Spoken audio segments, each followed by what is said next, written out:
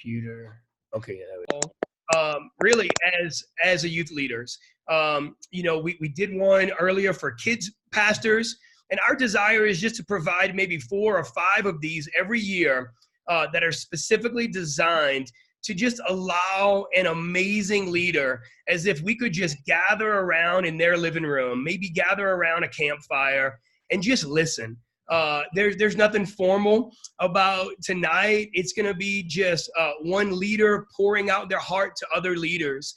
And tonight, man, we wanted to start off the year, our very first Zoom call, with the best person that I could imagine having.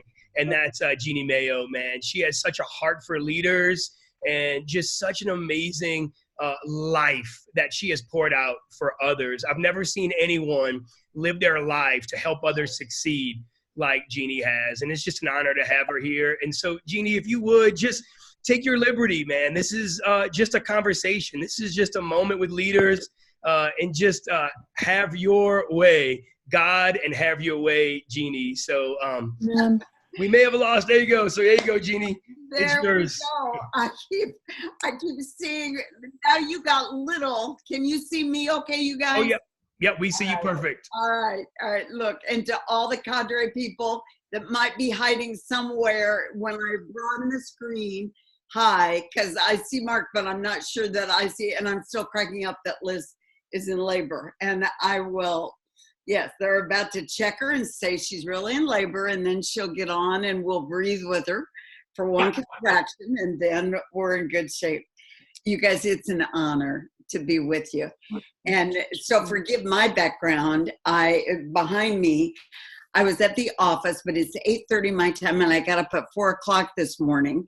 So I don't normally get up at 4 a.m. I would like to impress you with my early morning get up. That's so not true. It was just a freak morning that I couldn't go back to sleep. So I came on home about 7 tonight, and I thought you would want to hang out in my bedroom. Okay, so are we all here? Mark, you should recognize everything you're looking at. Yes. Everybody, all right. So a few of you from cadre should recognize what you're seeing. So that sounds a little weird to invite you to my bedroom, but nonetheless, that's what's going on right now.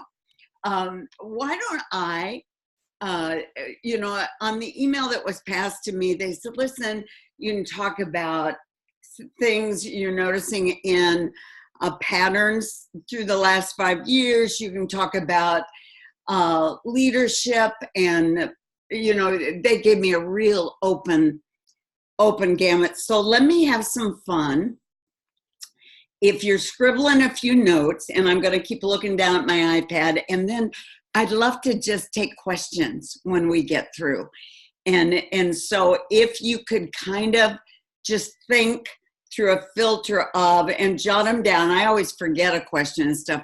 There's no such thing as a stupid question, but if you'll let me, I'm probably going to zoom through some notes a little faster, because I think the questions become the most valuable.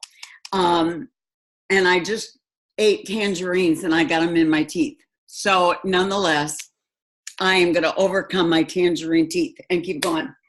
Why don't we title this Fashioning Your Own Eternal Footprint, if you're writing notes. And it's nobody's going to go to hell if you're not. Fashioning, maybe, I don't know. But anyway, fashioning your own eternal footprint, which is, for me, code language for crafting your own legacy. I'm asked about it often. It really is not as magical as some people make it to be. Many people act like they got up one morning and had a wonderful spiritual dream or prophetic word. All of that stuff is for real, but that's not what happened to me. But now I'm 5 decades in. I still love what I do. I still love, I'll speak at our youth group tomorrow night. I've often said I'll know when I'm done before they will, because college kids and teenagers, and I also run the college here, are real blunt with you when you're not with it. So I'm quite sure I'll pick up the code language, but I still love it. And I'm still trying to fashion my own legacy, my own eternal footprint. So I'm going to zoom through thoughts, and then again, I'm going to open it for questions on something revolving around some of this. So let's keep it in this arena rather than going anywhere. So I feel like we kind of hit some things there. First of all, number one, a footprint of intentionality. A footprint of intentionality. And by that, I'm saying, and you remember the old Dorothy quote, it's this one. If you don't know where you're going, you easily know the roads. If you know where you're going, you easily know the roads that won't take you. But if you don't know where you're going, really, any road is just fine. And so for me, I had to begin to say, hey, there are lots of great things I can give my heart and life to. I knew it was going to be Jesus first, then my husband, then my children. My husband is now with Jesus. My kids are thriving adults. But I started the intentionality deal, probably 45 years out of the 50 years ago. I found the scripture that any of you who happen to know anything about me have heard me reference so many times. I just really do want to be a 100x person. And that's taken from the Gospels where it says some seed bears 10-fold, 50-fold, some 100-fold. And so my footprint of intentionality said, okay, I want to be a multiplier. I don't know if you've ever thought of this before, but if you don't multiply into some people, everything you're doing now will be lost in one generation. And that's haunting to me. And so my goal is not to make myself a big success, but my goal is to help put a few other people on my shoulders and let them get bigger. If you're going after success, again, it's all about you. If you want something that lasts, I think that footprint has to be in some way very clearly other focused. And I'm delighted that your family is your main footprint. I often hear people say that, and that's true. That's certainly been mine the whole way, still is. They're all grown and separated. My husband's in heaven. He'd tell you that he would tell you I was the best wife in the world. And then he'd say hubba hubba afterwards. But I can't prove that anymore, so you're going to have to take my word for it. But the reality is, so many people now live in such a small little microcosm. And so I want to be 100X. And those of you who know me best have heard me use this phrase a million times. I want to be, secondly, a Jesus with skin on person. And that, to be honest with you, impacts really everything I do. A Youth Leaders Coach is the nonprofit that I started, though I'm still in local church youth ministry. The nonprofit does the covering, but its intentionality, this is what I set out to do, to encourage, equip, inspire, and instruct youth leaders of this generation. And then for my own intentionality, my life mission statement, and all of this stuff took time to kind of craft. It's not like you get up one morning and have a good cup of coffee and write it all out. But my own life mission statement is the motivation and mentorship of kamikaze Christianity into practicing and potential kingdom champions. And boy, I've had a really fulfilling life doing that, and I still am. And I wrote down here, don't wait for your purpose to find you. I think people make such a big mistake on that. You go find it. And I wrote to myself, how invest yourself in different aspects of ministry, of life, of eternity, and realize that endeavors that unlock both your passion and your heart are often a serious key to your calling. So just saying to yourself, okay, I've tried this, I've done every ministry that could be done. And and some I did just as a Hail Mary to my husband when he was senior pastor, but I always have kept coming back to teenagers and college kids and then their leaders. Number two, and if those of you, I hear obviously the Zoom indication, people coming on, I'm talking about fashioning your own eternal footprint, which for me is code language for how do you do more than sing songs about legacy? How do you create your own? And I want to keep saying again, creating a legacy is not something you should begin to think about when you're far along. Now, there's nothing wrong with it. Better late than never. But gosh, I've made myself think thoughts like this. Oh, golly, like I said, a healthy 45 years ago. Number two, not only a footprint of intentionality, but number two, a footprint of people over programs. And I think that's pretty massive. I don't see that a great deal now. When the cadre men and women come in, and I mean this respectfully, I'd say it if they were all on this call together. And there have been, gosh, I've been doing this 15 years, so there have been a wonderful bunch of them. They would all tell me that they focus on people more than programs.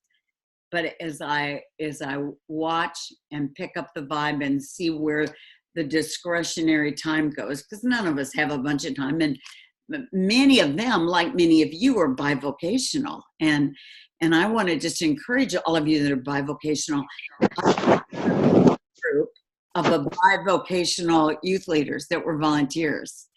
And so you don't know who is, assuming, again, stats tell me that the majority of all youth pastors, young adult pastors are bivocational. In other words, they're not getting paid for what they do.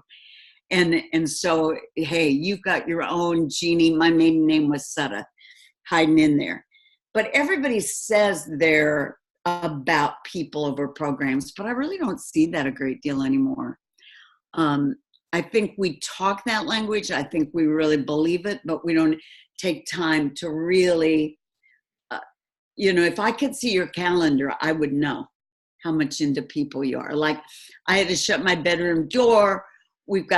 I've got a couple of college guys that are hanging out downstairs now because we have the interns meeting at 7:30 in the morning and they didn't want to drive that far. So I said, just do your thing downstairs and I'm doing my thing up here. But the reality is people are messy and they're tiring and they're disappointing and they break your heart. I've had mine broken a couple of times recently with some people that I'm not giving up on, but wow. I can't say any more than that. I love the D.L. Moody quote. He said, when I die, don't think I'm gone. I'll still be alive in that person and that person and that person and that person.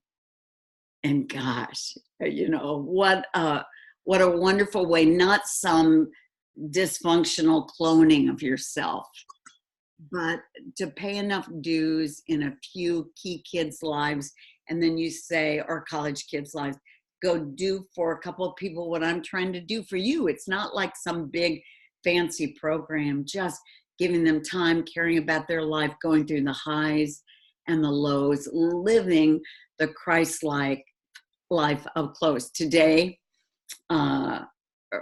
one of my girls, Bree, who helps me run the cadre, was in the office at the end of the day, and she asked me how something had gone, and I said, well, it was rough, but I said, I'm determined to show them. Oh, okay. Are you there? Are you okay? Let me see her. Unbelievable.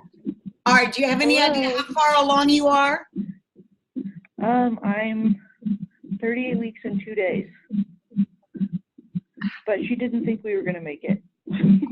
Oh, freak of nature. You look beautiful. You look beautiful. Thanks. Is he good during labor? Are you good during labor, baby? Is he good during I'm fine. Yeah, we have a lady from our church here with us, so. Okay. All right. Got it. I love you. Are you taking an epidural or anything? Yes, I am. Thank you. I love you. You're so smart. If they tell you it's too late, it's never too late. Just remember that. You look All right, awesome. we just wanted to say hi. No, you made my whole day. They also. All right, did anybody else want to pipe in? I'm monopolizing the conversation. Do what? Oh, waving. Yeah, we're praying for you, man. So excited for you guys. Praying for you guys. Thanks. Do you know if it's a We'll boy let you or guys a know girl? what happens. Do you Is know it if a boy or a girl? do you know or can It's you? a girl. Yay! I'm so jealous. Dances, we love you, huh? We love you too. We'll send you a picture. Okay, I she's can't born. wait. I can't wait. I love you. Okay. I love you. I love Bye, you. guys. Thank you. You made our whole night. I love you. All right, bye. Bye. Are they not wonderful? Oh, that was Josh and Liz Jansen. I'm making assumption that everybody knew who they were, and I shouldn't have done that. I love this poem on people. It's by an old writer named Edwin Markham. He drew a circle that shut me out. Heretic rebel, a thing to flout, but love and I had a plan to win. We drew a circle that took him in. And that's what I'm trying to do with my life. And I want to remind you that love will rarely be something you feel. It will forever be something that you choose to do. And I say all the time, right choices will eventually bring right emotions, but there will be some point during this delivery that Liz won't feel like going on with this delivery, you know. We're all laughing if you've been up close to this gig, you know, you don't go. Oh, matter of fact, the lady in one of the rooms near me when I was giving birth to one of my two sons was yelling, I want to go home. I'm done. And I'm thinking, sweetheart, it's not going to work if you go home. I don't even want to tell you that. But anyway, but again, love is not a feeling. It's what you choose to do. And I wrote on my notes here, more noise in youth ministry does not always mean more impact. So please know, some of you that maybe you go, gosh, everybody has a bigger youth group. Yeah, I got some size. I had some size in Rockford. We grew to 1,000 teenagers in a church of 3,000. Now I'm just the lady over middle school, high school, college and career, Atlanta Leadership College. But I'm also being boots on the ground now with the high school myself, filling for a year, different reasons behind that. So I always say you can't impact empty chairs, but gosh, you guys, size is overrated. And some of my best youth ministry memories were not the days. For one thing, you never grow the youth group big enough. You think if I hit 100, I'll feel successful. No, you won't. Then you'll need to go 150. Then you think if I hit 200, I've never had a youth group big enough if I listen to the competition mind games in my head. And so, but gosh, no matter what the size, what's kept me in the game is individual stories, people. And if you followed me around now, you'd see I'm still giving my life away. You can't give it to a million people. Like Jesus, you choose a few, like he did with the disciples. And we all know then of the 12, he had 3 that he was closer to. Of the 3, had 1. You don't broadcast it in front of all the kids, but they have your cell phone. They get more of you. You know how it goes. And then you say, do for a couple of people in your own way, in your own personality, what I'm trying to do for you. Number 3, if you're trying to create and fashion your own eternal footprint, your own legacy, I think it's a footprint of passion and wholeheartedness. And I'm going to balance that for a minute. A footprint of passion and wholeheartedness. Passion looks different in everybody's personality. Now, you just saw on that screen 2 of the best youth pastors, I think, anywhere. I love the Janses. Josh Jansen's passion looks very different from some other people's passion, you know. I have to give him lectures like slow down, blah, blah, blah, blah, blah. And Liz is the ever ready bunny. Her passion looks very different from his. But the point is, passion and wholeheartedness is not a condition of personality. It's a condition of heart. So let me tell you how I cultivated passion. I found a few things that I believe deeply in. And matter of fact, if I was trying to be poetic, but this would be an exaggeration, I would say I found a few things I was willing to die for. And then I chose to live for them. And so again, it was trial and error. You've got to realize when I started youth ministry, girls didn't do youth ministry. I mean, I was very much taboo. I was only doing it for my husband because he was the senior pastor and I was free. And then they gave me a big raise and I got $44 every other week. But the issue was, you know, I didn't have a model. But the reality was I was doing it because, again, as I started to do it, I thought, I feel kind of like the Eric Little comment from that old movie, Chariots of Fire. I feel the wind of God's pleasure in my face when I'm doing it. Sometimes, a whole bunch of times, I don't feel anything. Thank you very much. And I wrote down here, if doing ministry isn't worth doing it wholeheartedly, I don't think it's worth doing it at all. But again, I want to say the bivocational people, listen, you may only have an hour each week to give it. I just want to keep saying to you, you're the reason I'm doing what I'm doing today. Bivocational leaders who felt like they were absolute failures, who did nothing more than run a Sunday school class for teenagers on Sunday morning. And some of you don't even know what Sunday school is. You know, look it up in some old church periodical. But nonetheless, you know, they were amazing because they, again, though they thought they weren't doing anything, they loved me. They cared about my romances. And again, they didn't do a whole lot, but I was so hungry for anything.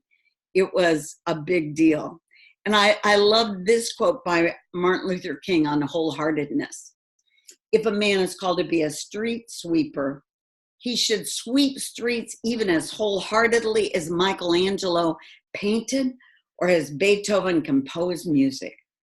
He should sweep those streets so passionately and so well that all of the hosts of heaven will pause one day to say, here lived a great street sweeper who did everything he could to the glory of God and in his very best.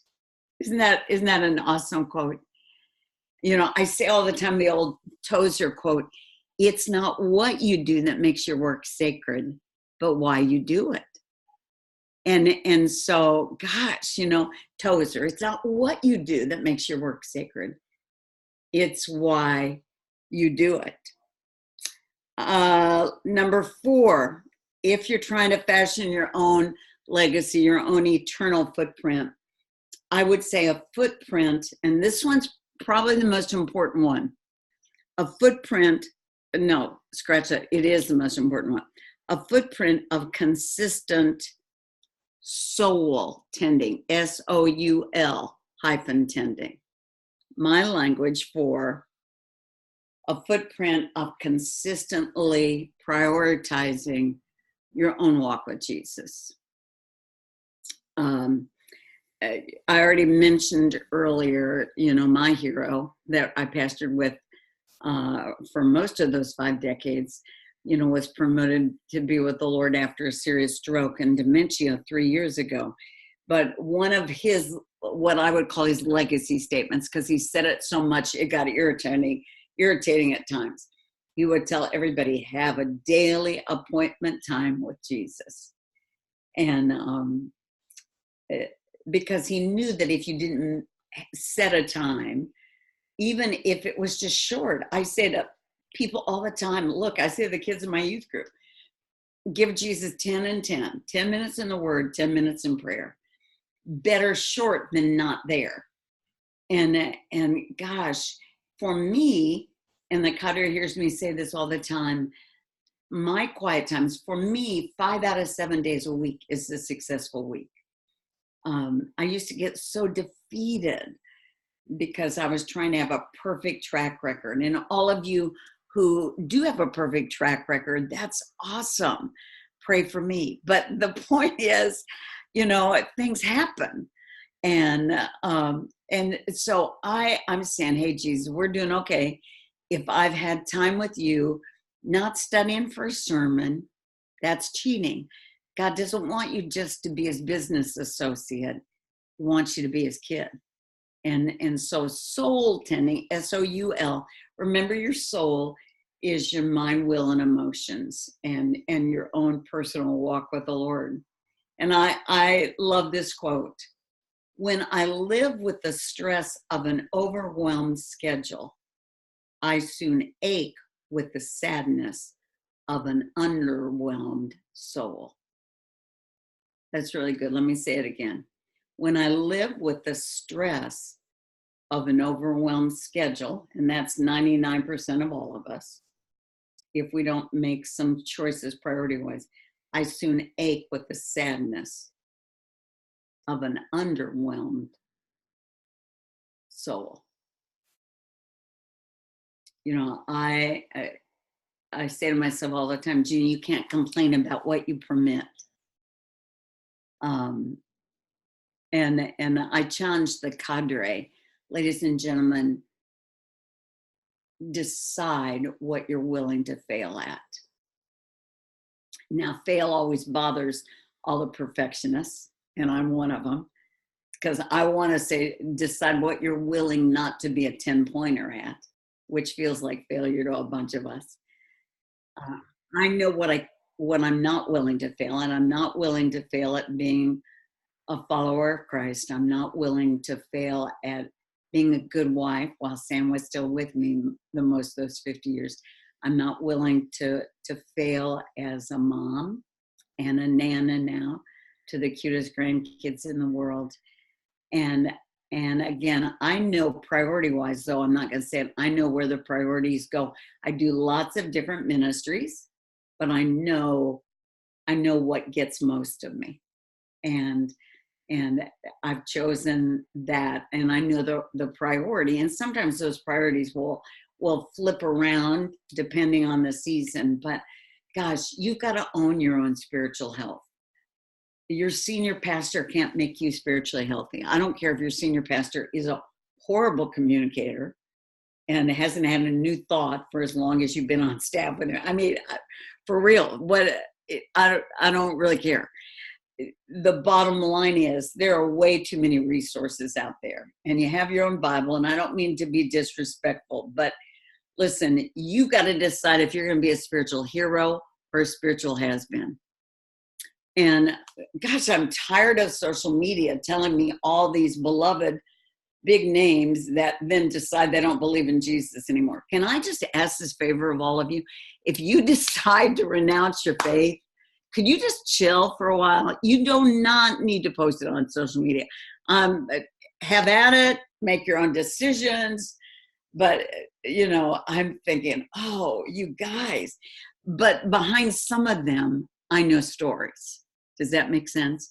And part of the story was not owning some things, some hurts, some disappointments, some marriage eruptions that they should have owned, because nobody else was going to tend their soul but them and Jesus, obviously.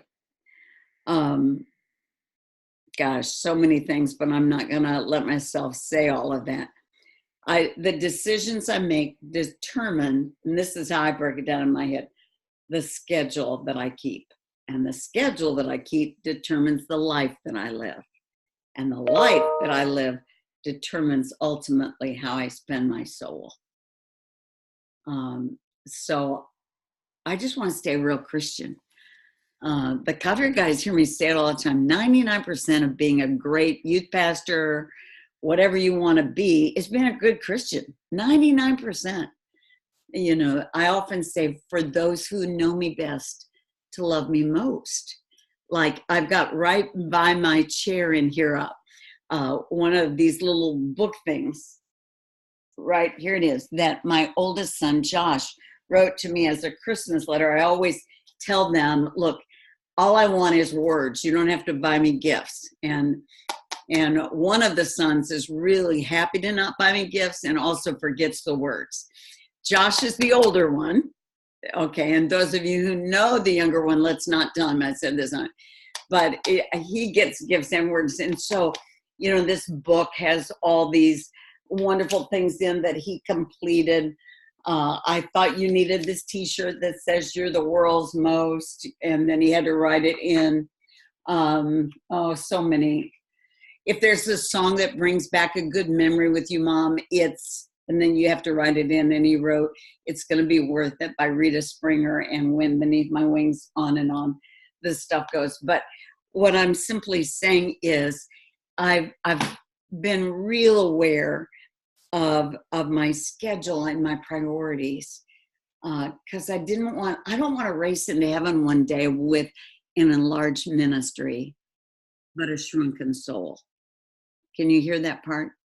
Because I think a lot of people, I think we're more business associates. Now, do I go through plenty of lean times?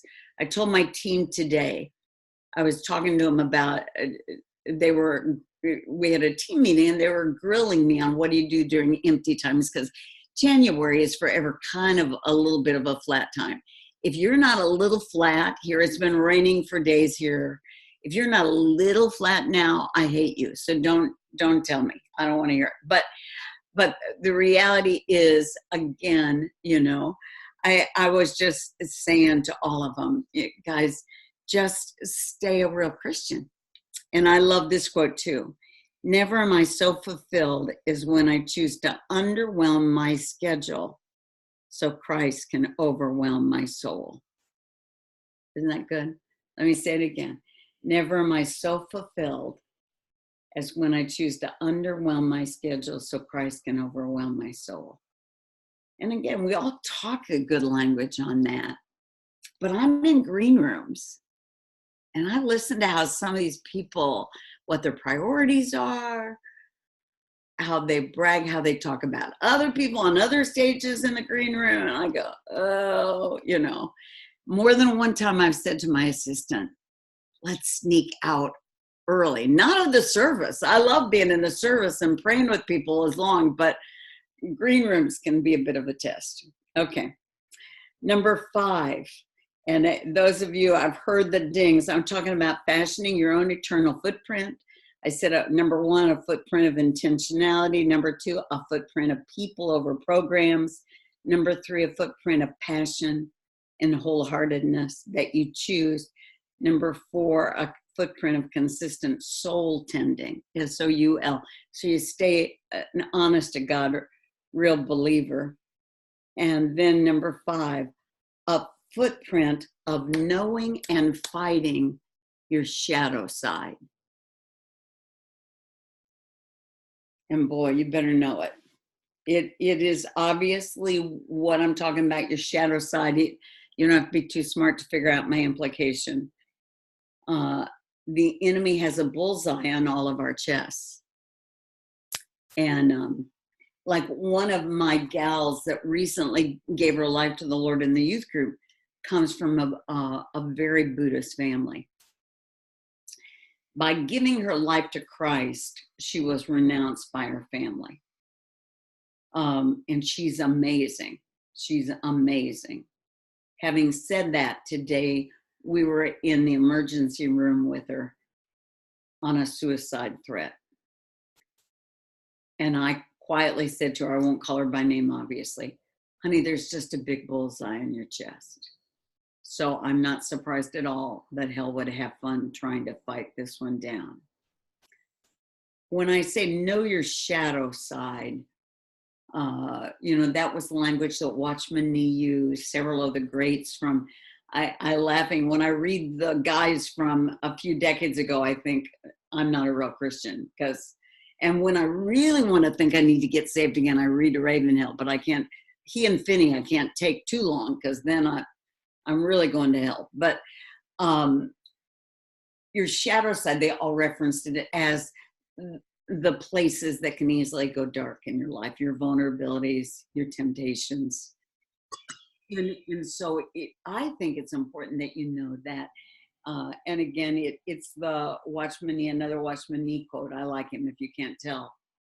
He says, it is precisely where a man or woman is gifted that they're dangerous, because the enemy will attempt to play their strengths against them as weaknesses. And so, again, just knowing your shadow side, somebody I think the world of has recently, at great cost to himself psychologically, ministry-wise, reputation, financially, owned some pain from his shadow side that happened as a young boy, which gave pornography a strong hold in his life. And it just, that's one of those dragons that can get way too big, way too fast. And he put himself into a Christian rehab program.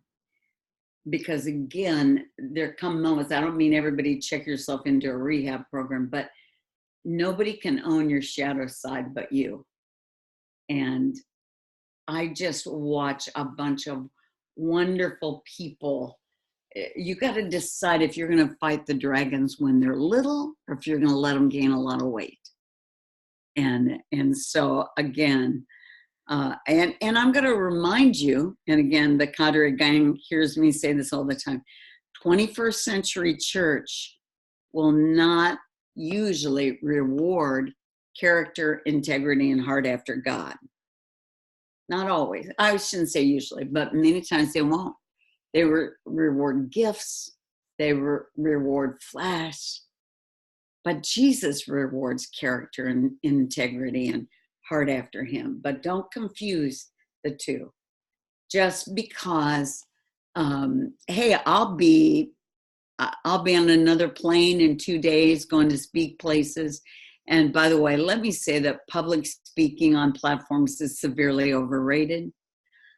I do a limited amount of that because I think I'm delighted to have the privilege of doing that. And so I'm not minimizing it, but I love it when I come home and I pour my life into teenagers and college kids who take me for granted, stand me up. Had one of them stand me up for an appointment today. All that normal stuff, because again, I think home and with people that I see regularly, I can make hell a whole lot more nervous than people that I just do 1 or 2 nights with. And then last of all, my last point, which is any of you who know me, I would talk about something like this somewhere through the last of all, if you want to write your own legacy, a footprint of refusing to quit. Gosh, I just can't say that loudly enough. Now, you may quit youth ministry and decide to do a different form of ministry, although that's depressing. Why would you quit youth ministry to tolerate real live adults?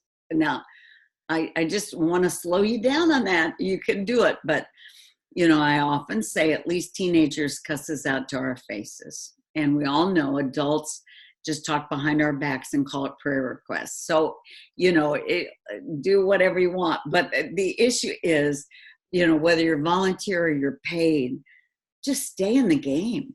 And we all know, I'm going to go on the typical banter and then I'm going to open it for questions.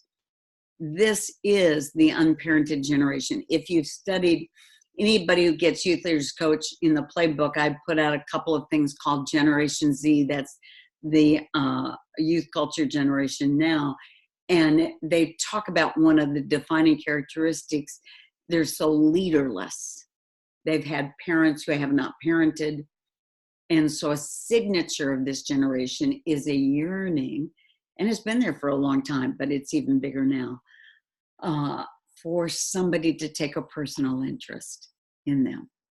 And gosh, that gives us great job security. And so even today, as I was helping in the middle of the attempted suicide and some other challenges at our place, because my life is never dull. I was just thinking, I'm so glad I didn't quit, because I love the Emerson quote, "The years will teach you what the days will never know." I knew what to do today, obviously the Holy Spirit, but because I've been in the game long enough that this was not my first rodeo with suicide attempt. And tomorrow night when I speak, hey, I gotta tell you, I'd make all of you feel good. My notes are way far from being done. I mean, like way far. I hate all of you that get your notes all done like 2 days before. You probably just steal my notes, which is fine. I want you to steal my notes, but don't brag to me that yours are not, you're stealing somebody's, which is great. Mine are to be copyright for me means you have a right to copy. But the point is, I'm still churning it out, but I'm just refusing to quit. Nobody got good at a sport. Michael Jordan didn't get good at basketball because when he got bored, he quit. He tried that for a while. He went from basketball to baseball. That didn't work very well for him. You know, he should have just stuck with basketball. But, you know, and they talk about Tom Brady, you know, is he going to come back? And interesting, you can all tell me if he comes back, but if he comes back with the Patriots or another team. But the bottom line is the guy is not going to finale his football career on the last pass I saw. You know, it was, those of you who have any soft spot in your heart for the Paytons or for the Bradys, just a word of silent prayer for him right now. But the point is, he's just refused to quit. And I wrote on the notes as we wrap up, there are a lot of great starters in the kingdom, but not a lot of great finishers. And I just think that perseverance is often the best revenge you can ever pay to hell. And so let me read this closing Calvin Coolidge quote, and then we'll take questions dealing with something here. And all I would say, Kader hears me say this all the time, keep the question short, like one sentence, make it something somebody else would care about, not just your own counseling issue with one kid who da-da-da. Whoa, make it one sentence. We don't want to hear your whole story, because we won't have time for many questions if you tell me the whole life story of whatever. And don't make all the disclaimers and all of that stuff. And there is no such thing as an off-limits question. I think, I say all the time, we lead people through our strengths, we connect to people through our weaknesses. So you're not going to ask me a question that I'm intimidated to answer. Personal questions are motivational to me because I've wanted to quit plenty of times, and that could be one of the questions. What'd you do? But the Calvin Coolidge quote, nothing in the world will take the place of perseverance. Talent will not. Nothing is more common than unsuccessful men with great talent. Genius will not. Unrewarded genius is almost a proverb. Education will not, because the world abounds with educated failures. Endurance and determination alone are omnipotent. Pursue them, costly as they may be, and the world will be yours. And that's Calvin Coolidge. Endurance and determination alone are omnipotent. Pursue them, costly as they may be, and the world will be yours. Okay, so, all right, somebody just, you guys help me field questions. I don't even know how to do it. How do you want to do this on questions? What do you think? Yeah, so we'll just, hey, if you've got a question, go ahead and unmute your mic. Everybody should be muted at this point. So if you got a question right now, go ahead, anybody, unmute your mic and go for it. Are you in your office? I'm staring at, or your house. It looks. I'm at my house. Yeah. I was gonna say, she's a great decorator. She is. Yeah, really cute. I keep staring, thinking, Surely that's not an office because it looks way too good. Yeah, that's right. No, I need to come have you coach me. All right. All right, who's up? Who's I'll up? take it. So how do you mentioned that this isn't your first rodeo with dealing with suicide. All right, tell me your name.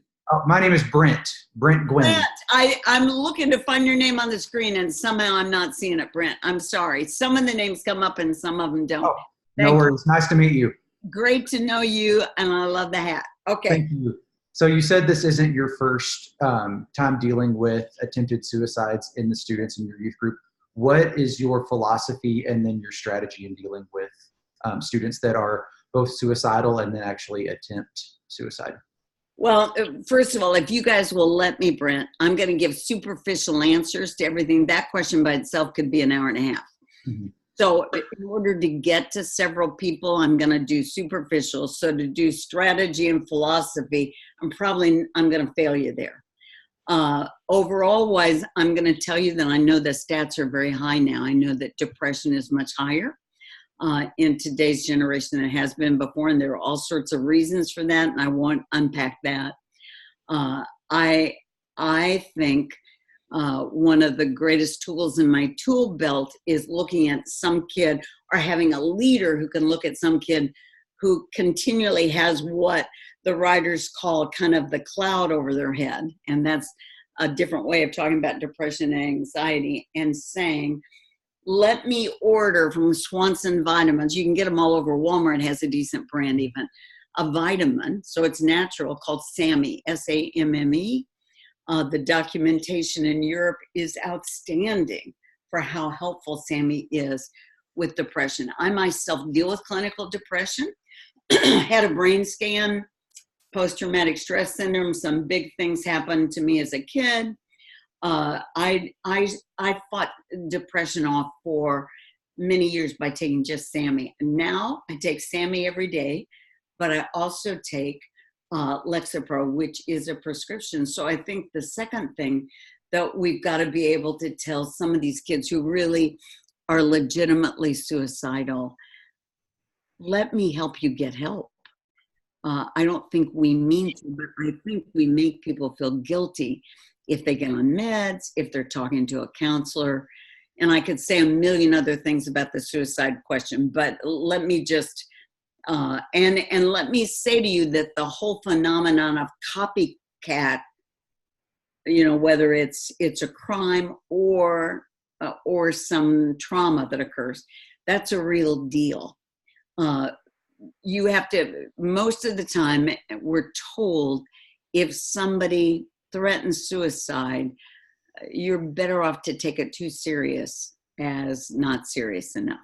Does that make sense? So again, I know that's superficial. Brent, nice talking to you. Nice All right, somebody else, talk to me. That's a great question. I can ask a question. You mentioned about how people can be very difficult. And so I wrote down a question. What's the key to loving people and keeping a sweet spirit after being hurt time and time again? Is your name Tony? It is, yes. A little tiny Tony came up on the left side of the screen. It was so little bitty. Great to know you. Tony, I have been hurt pretty big time. But I think anybody who's done ministry for a while would say that. My wonderful hero was of course they didn't call it that, but fired twice, once by a senior pastor and once by a church board, because the church wasn't growing fast enough. It happened to be where the youth group had grown to 1,000. And there's a big long story behind that, but I've been hurt, real hurt. And there's something going on in my life right now that I'm not free to share, that hey, Jesus is going to figure it all out, but it could be a different kind of train wreck. Having said that, I am just determined not to let a person or situation that hurt me shrink my soul. So it's almost in spite of. Tony, I'm not walking around going, oh, everybody just walk on me. I'm just going to lay down and be a doormat. But I am aware that hurt is a part of life. People are not, I think one of the things we make a mistake on is we expect Christians to act Christian. And Yeah. truth is, none of us do all the time. I certainly don't. Probably most of us on the call would say, you know, you've had some less than Christian moments where you hurt some people, blah, blah, blah, blah. So for me, it's saying, wait a minute, I'm going to work at forgiving. And gosh, I've read so many books on forgiveness. There's a secular book out, and I don't agree with everything in the book. There are lots of good Christian books out on forgiveness. I'm sure you're aware of them. But there's this secular book out on strategies for forgiveness, taken from a lot of research, called Forgive for Good. And it's worth a read. It's really good. If you're in the ministry and you've not experienced getting your head kicked in a couple of times, maybe not as big as getting fired, but you know, people talking behind your back, people leaving, going to another youth group, all of that. If you haven't experienced that yet, you either just got in ministry a couple of weeks ago, or you know, or the rest of us hate you. So, you know, again, I'm just determined I'm going to keep paying the prices. I think the muscle that has to be the strongest in the ministry is the forgiver. I think that's the one that has to be. And again, I'm not forgiving just because I'm trying to be a sweetie pie. I'm forgiving because I'm not going to let that person shrink my soul. You know, you heard, I think I said it earlier, resentment is allowing somebody who's hurt you to live rent free in your mind. So that's how I approach it. That makes sense? Yeah. Yeah. Thank you. Journal like crazy to Jesus. Not every day, but journaling with all the documentation is so healthy. And I journal in the form of talking to the Lord. And it's hidden on my laptop somewhere. And they were nasty. They published Mother Teresa's journal, and she asked them not to. Now, mine won't be worth any money. But any of you who ever publish my journal when I die and you find it, you're going to hell. I just want to say. All right, next up. Jeannie, Hey, Mama. I have to leave. Oh, go ahead, Cynthia. Thank you. I have to leave, but I'm going to tell Neva and Emily that I got to see you. Emily Neva still lives in Rockford. How wonderful. Will you love give you all my love? Mwah. Love you so much. Thanks for being on here. Thank you. All right. Hey, Mama. Rob Gourlay here. Oh, I love you. I thought maybe you'd be on. Where are you? I'm looking behind you. I'm in my downstairs office in my home. That's way cool. Which also doubles as my Star Wars Jedi Temple shrine. Oh, no. It was amazing. I wouldn't go see Star Wars until Michael and I could do it together. So I just watched it this weekend. Did you like it? I did. I mean, it's not a perfect movie, but I was just hoping for a good movie, and I think it was good. I think so too. All right. So much love. Sure miss you. I miss you very much, Rob. Piggybacking on Tony. Tony is across town from me, and a year ago I was demoted to adult ministry, and I became family ministry pastor. So I stole one of Tony's key leaders in Will, who is right here with the baseball cap, and he's cracking his head up. So we've got Will now as our youth pastor. So here's my question. The old guy has stepped out, but I'm still at the church. Now we've got a young guy, 21 years old. He knows nothing, but he's getting there. What advice would you have for my young guy, Will, stepping into my role with as a young guy, with me being the old guy who's still sitting on the pew next to him on Sunday mornings? Well, gosh, that's loaded. Hi, Will. That's loaded. I'm putting him on the spot. That's loaded. I think, again, a couple of things. It is not being intimidated to ask questions of people who've done it for lots of years. Your side of the equation is being willing to let Will try things that you're thinking won't work and let him find out. My team is forever doing stuff differently, and I encourage that, but at points I think this is going to flop. And sometimes it does, but other times it doesn't. But again, it's that mutual respect, that is able to ask questions and draw advice. But on the other hand, your side of the fence, not making somebody pay for it. I think it's tough to stay in the church when you had a successful ministry. And so I think your biggest job right now is, and you already know this, that's why you asked the question, Rob, is doing anything you can to privately take care of Will. I mean, just, and I'm sure you're already doing that, just anything you can to say, you know key kids that you can say things behind the scenes and get those kids to like Will. And you're going to save him months of having to pay dues. He eventually is going to have to pay him for himself. But it's you doing everything you can do behind the scenes, but then Will being able to ask questions, take advice, you being willing to stand back and never making, which you wouldn't, I know you well enough to know you would never make him pay, but for all of us, not making people pay for mistakes and being their biggest cheerleader. So I guess those would be the things I'd say. That's good. That's great, Mom. Thank you so much. I love you, Rob, very much. And thank you, Tony. Time for one more question. So if anybody's got one more question, we'll speak up. That was a good question too. Go ahead, Mark. Yeah, I can go if there's no one else. Well, you better go. I'm sitting here going, all right, get your mouth open. Hey, you know what? I absolutely love, you said, what keeps you, gosh, I love you, Mom. I do so much. I love you, babe, very much. What keeps you going? Individual stories. So how about just something, what's one of your individual stories lately? What's something that you've heard about one of your kids in your youth group that just kind of just blows your heart up and makes you want to chase and rob hell one more time? Whew. I'm in the middle of a big one. I'm trying to think how much I can dare tell. If you connect to anybody back in my world, don't reference this because this is not well known here. It's not for you're going to understand. I referenced that story a little earlier. So just want you to know, we did stop it. I want to respect you for that. Thank you. You're so kind. I know you got to go, but Jeanne, you pour out so much. How can we pray for you before we hang up with you? Is there something that we can just join with you in prayer together?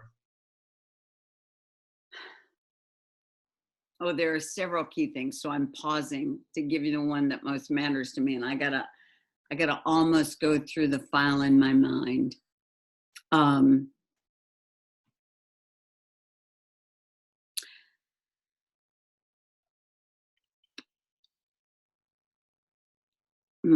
Boy, isn't this fun? The only reason I pause every once in a while, I say to people, what can I pray for you? Give me one thing, but tell me something for real, because I really will pray. So most of the time I don't take this long, but I'm assuming somebody on this call will remember to pray. So after, if you have a prayer, I think the thing I'm at kind of a unique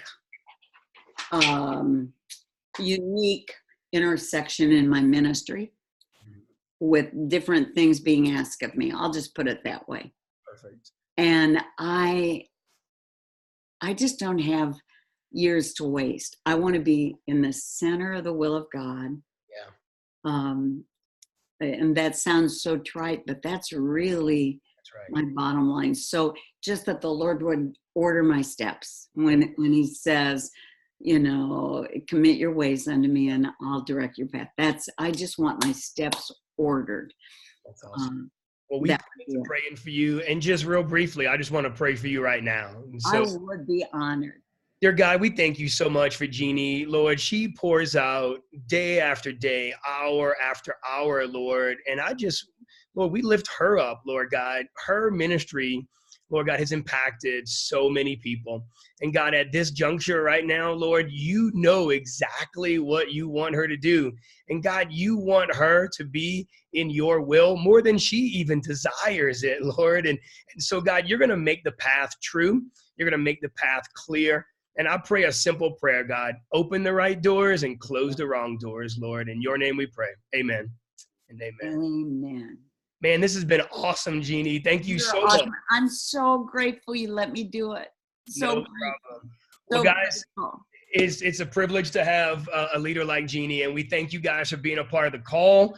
And we're going to do this again in a couple of months, and we'll continue to pour out resources to you guys. And if there's any way that we can be of help to you, that's what we're here to do. We're just here to come alongside you, hold up your arms, and cheer you on. And I know that if you need anything, you can reach out to Jeanne. You can reach out to guys and ladies on this call.